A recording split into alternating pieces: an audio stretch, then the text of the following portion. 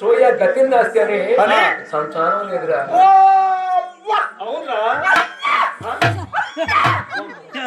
ఏమిట్రా ఏమిట్రా నీ బాధ ఏంట్రా? దేవరాయల చక్రవర్తి అంటే ఇప్పుడు మన ప్రధానమంత్రి గారు ఎలాంటి వాడు ఆ కాలంలో అలాంటి మహారాజుకి సకలమైన సిరి సంపదలు ఉన్నాయి. అవును, కానీ వారికి మాత్రం ఆ సుగుణశీల మహారాజుకి ఒడిగట్టే భాగ్యం లేదు. అంటే వారికి సంతానం లేదు.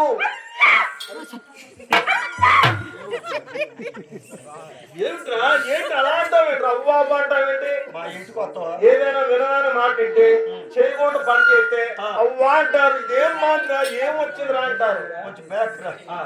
మా ఇంటికి వస్తావా? గదికి ముగ్గురు ఉండాలి. గదికి ముగ్గురు ఎవరో కొండలా ఉండలా పిల్లోళ్ళ అదే పిల్లోళ్ళ గదికి ముగ్గురు. మాకు ఇంట్లో మాట్లాడటానికి వీలు పట్ల, ఇంట్లో మాట్లాడుకోవడానికి వీలు కుదరదు. ఎందుకని గదికి ఇద్దరు ముగ్గురా మొత్తం 6 అందరా? అదే ఈ ఉండే 4 గదులు పంచుకున్నాం. 4 గదులు పంచుకున్నాం. ఎవరెవరు పంచుకున్నారు? మా యావ పిల్లోళ్ళు నేను. అంటే పిల్లలు కూడా పంపకం అప్పుడే చేసేసారు. పంపకం ఏంటి? 2 పిల్లలు పక్కన వేసుకొని పడుకుంటారు.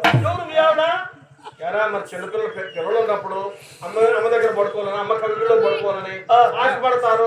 అలా పడుకుంటున్నా ఎందుకంటే బాధపడతారు.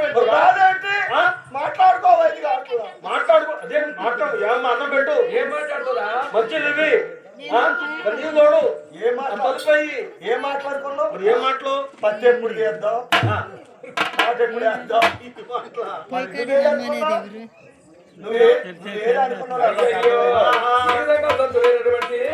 చక్రవర్తి గారు చూసారండి, అతని భార్య సూడచేర మహారాణి చేస్తున్నారయ్యా. అదిగో దానమును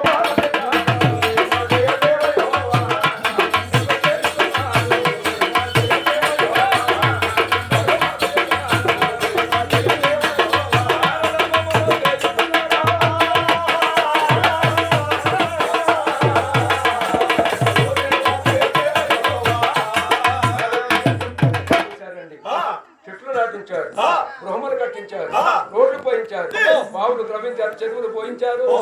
ఎన్ని చేసినా వారికి సంతానం ఎదురా. చెట్లు నాటించి చెట్టు కింద అంటే పెద్దలు ఒక మాట చెబుతారు. మనకి పెద్ద చెప్పాడు కదా జ్ఞాన సుందరం చెప్పండి అని. అలాగే ఆ పెద్దలు గ్రామంలో పెద్దలు చెబుతారు సంతానం లేకపోతే పోయిన జన్మలో ఏదైనా పాపాలు చేస్తే, ఈ కాలంలో పుణ్యాలు చేస్తే తప్పకుండా సంతానం కలుగుతుంది. అలాంటి పని చేయమని చెప్తాం. అలాగే అలాంటి పెద్దలు మాట్లాడినటువంటి దేవరాల చక్రవర్తి సుగుణశీల మహారాణి ఇరువురు కూడా రోడ్ల వెంట చెట్టు నాటిస్తున్నారు. తెలుసా ఎందుకని? చెట్టు చేసే మేలు కూడా చేయను. చివరికి నువ్వు చనిపోయేటప్పుడు నీతో పాటు వచ్చేది చెట్టు, నువ్వు వదిలేటువంటి చెడు గాని పీల్చేది చెట్టు. అర్థమైందా?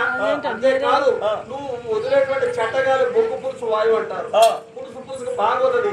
అలాంటి తీసుకొని నీకు అటు చేరారంటే ఎన్ని చేసినా వారికి సంతానం లేదు. ఇన్ని చేసినా కదలేదా? రోడ్లంతా చెట్లు నాటించారు, మధ్యగల సలివేంద్రాలు పెట్టారు. వేసవి కాలంలో సలివేంద్రాలు పెట్టి వేడిగా ఎక్కువ వేడుకుంటారు కాబట్టి ఆ వేడి తగ్గడం కోసం మజ్జిగ పోస్తున్నారు. మజ్జిగ సలివేంద్రాలు. మజ్జిగ తాగి మంచం మీద బండమని కొడతారు. ఓర్మోత్సవా చెట్లు నాటించి చెట్టు కింద కూర్చోమని పోతారు. రోడ్లు సీసీ రోడ్లు ఎత్తున్నారు. ఇట్లా పై చేసుకుంటూ పెట్టి అట్టబడతారు. అంటే ఇవన్నీ చేసేటువంటి దాన ధర్మాలు కాదంటవా? అసలు చేయలేదు. ఏమిటి అసలు అంటే ఈ పై చేసుకుంటూ పోయారు. అసలు చేయటం అసలు అంటే ఏంటది? వాటర్ దానం చేస్తే ఇంటికి ఫుల్ క్వార్టర్ తాగితే మగ పిల్లలు, హాఫ్ క్వార్టర్ తాగితే ఆడపిల్ల. అవునా? 90 చేస్తేనా అటు ఇటు కాదు. ఎన్ని చేసినా వారికి చూశారండి సంతానం లేకుండా పోయింది. ఒకనాడు అనుకున్నాడు, అయ్యా 100 రూపాయలు ఖర్చు పెట్టుంటారు, ఈ మైకు ఊరికొచ్చి ఉంటుంది అందుకని పెట్టారు. ఒక రాయిని తీసుకొని వచ్చి దానికి ముక్కు చెవులు దిద్దుతున్నా, మనమే దేవుడు చేస్తున్నా. అవి కళ్ళు చూడవు, కాళ్ళు నడవు, కళ్ళు నుండి చూడలే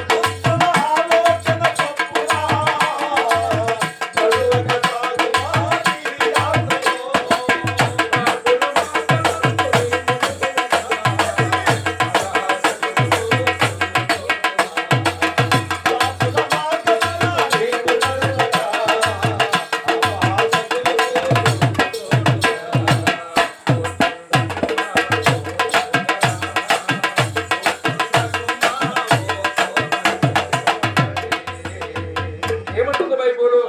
అయ్యా దుష్టుడు ఆలోచన చొప్పున నడవక పాపుడు మార్గమున నిలవక అపహాసకులు కూర్చుని చోట కూర్చోవద్దు. అయ్యా దేవుని యొక్క జీవ గ్రంథాన్ని జీవరాత్రులు ధ్యానించిన వాడు ధన్యుడు. అతను నీటి వాడు నాటబడి నాకు వృక్షం వలె నాకు వాడుగా పడమిచ్చి చెట్టు మీద పచ్చగా ఉంటాడట. మన ఉదయాన్నే లేచి ప్రార్థన చేయాలి, బైబుల్ చదవాలి. అయ్యా ఇది మనం మొదటగా చేయాలి. కట్ట అనుకోని బతుకోండి. ఎవరికి ఖాళీ ఉంటలా. ఆడోళ్ళైనా మగోళ్ళైనా పొద్దున్న లేకటం ఎవడు దాడు చూసుకోవటం. అలా కాదురా, సెల్ ఫోన్ రా. సెల్ ఫోనా? అసలు మీ ఆవిడ ఎన్నింటిలో వస్తుందిరా? మాయావ మరీ అర్జెంట్ అంటే 11ంటికి లేచి తెల్లారుజామున తెల్లారినాక 11ంటికి లేచి. ఒరే అలా కాదురా సోదరా, 3 to 4 దేవుని యొక్క కాలం అది. దేవుడు ఆ టైంలో లభిస్తాడు. 3, 4 అవును. అసలు అట్లయితే మా ఆమెకే దేవుడికి 4 to 5 ఏమో దేవదూతల కాలం, 5 to 6 ఏమో మనుషుల కాలం, 6 to 7 వేసేది ఎవరు తెలుసా? సాతాను, నీలాంటి సాతాను. 11ంటికి ఏదో టైం ఉంటే చెప్పు, మా ఆవులు వచ్చేటప్పుడు. అది ముహూర్తమే కాదు అసలు.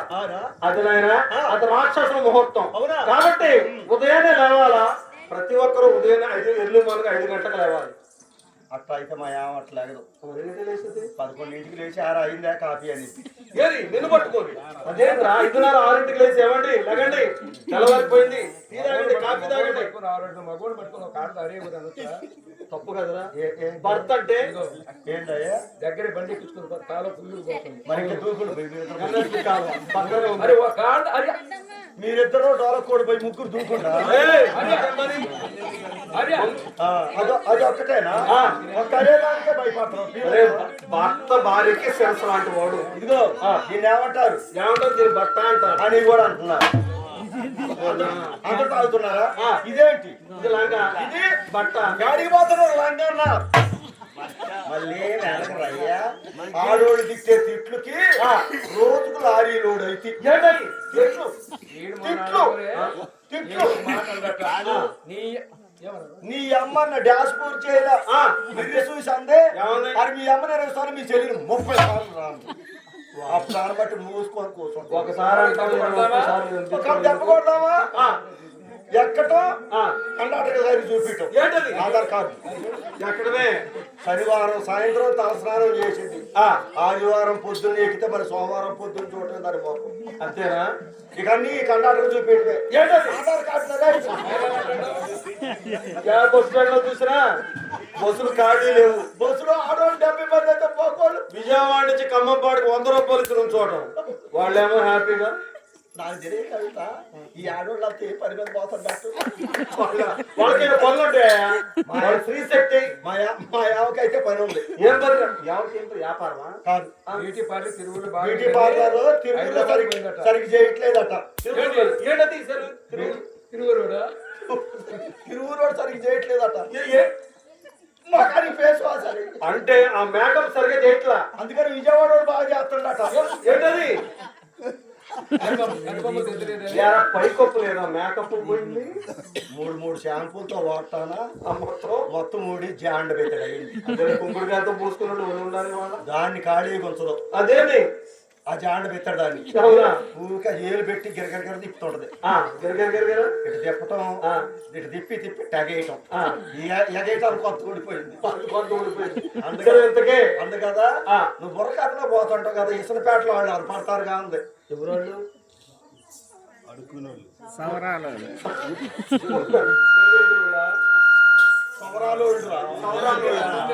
అదేలే. అంటే మిత్రులు తక్కువైపోయింది, నాకు జుడు జడ తగ్గిపోయింది. దగ్గర పోయి పని కుక్క పిల్లలు ఇదిగో ఆ. ఇవాళ ఈ మైకుకి మనకే పోట్లాట. అవును, అట్టే ఉంది. అదే ఈ రకంగా